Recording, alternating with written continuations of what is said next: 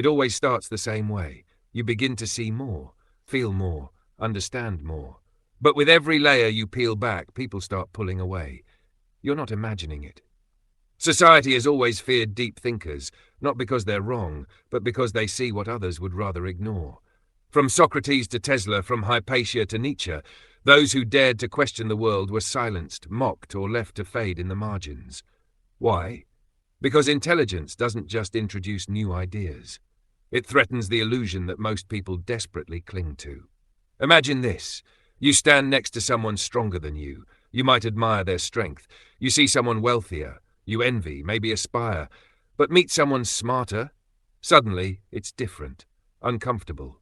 Psychologists call it the mirror effect. The deep thinker doesn't attack. They reflect. Their existence forces others to confront their own intellectual limits, and people don't forgive that easily. Why is it that intelligence, more than beauty, strength, or status, creates distance? It's simple. We define ourselves by our thoughts, our beliefs, our understanding. So when someone comes along who thinks deeper, who questions everything, it feels like an attack on the self. That's why thinkers are pushed to the edge. Their ideas don't just challenge convention, they challenge ego. And the ego fights back. Ever tried to speak about something deep at a party? Ever felt the room go quiet, awkward, even hostile? It's not you, it's biology. Studies show when people feel intellectually inferior, the brain activates the amygdala, the same region triggered by fear. Yes, deep thought literally sets off survival alarms in others. Because for most of human history, survival didn't depend on being right, it depended on belonging. If your thoughts threaten the tribe's harmony, you're exiled. A 2021 Stanford study revealed something disturbing. In one-on-one conversations, people find deep thinkers less threatening. But in groups, the threat level spikes. Why? Because in groups, status matters, and intelligence threatens status. It's not the deep thinker they fear, it's how they look in comparison. Cognitive biases make it worse. Dunning-Kruger effect. The less people know, the more confident they are. The smarter someone is, the more they doubt. Status quo bias. People prefer the familiar, even if it's false. The backfire effect. Confront someone with truth, and they'll cling harder to the lie. These instincts don't just block progress, they isolate those who seek it. Now add social media into the mix. Algorithms don't reward depth, they reward outrage, simplicity, dopamine. The more intelligent the idea, the harder it is to go viral. Meanwhile, shallow soundbites dominate the stage. We're not building a society of thinkers, we're building echo chambers. Even our institutions play a role. Schools reward memorization, not imagination. Workplaces prize conformity, not creativity. Politics prefers charisma over critical thought. We say we want intelligence, but what we actually reward is obedience. So where does that leave the deep thinker?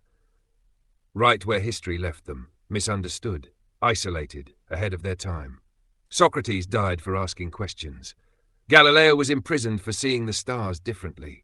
Nietzsche died in madness, dismissed by the world he tried to wake. Tesla died alone, while others made fortunes off his stolen dreams. Hypatia was torn apart by a mob for daring to teach reason. Turing saved millions and was chemically castrated by his own government. These weren't failures, they were threats, to comfort, to dogma, to power. Schopenhauer understood this. He believed that intelligence was not a blessing, but a burden. To him, most people are driven by what he called the will, a blind force seeking pleasure, survival, and comfort. But the intelligent? They follow a different will, the will to truth. Even if it hurts, even if it isolates, they crave meaning, not distraction, depth, not comfort, and that sets them apart in a world built for the opposite. Schopenhauer's advice: embrace solitude. Don't fear it, it's your sanctuary. Find your tribe, even if it's only in books, art, or late-night thoughts shared online. Choose your battles. Not every mind is ready for the truth. He wrote, "Talent hits a target no one else can hit.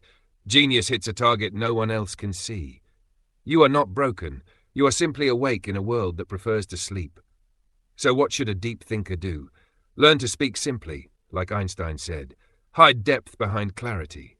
Wrap truth in stories. Don't expect the world to understand you. Just find the ones who do. Because while society may fear deep thinkers, It's deep thinkers who move society forward. If you've ever felt alone in your thoughts, know this: you are not alone. You're just early.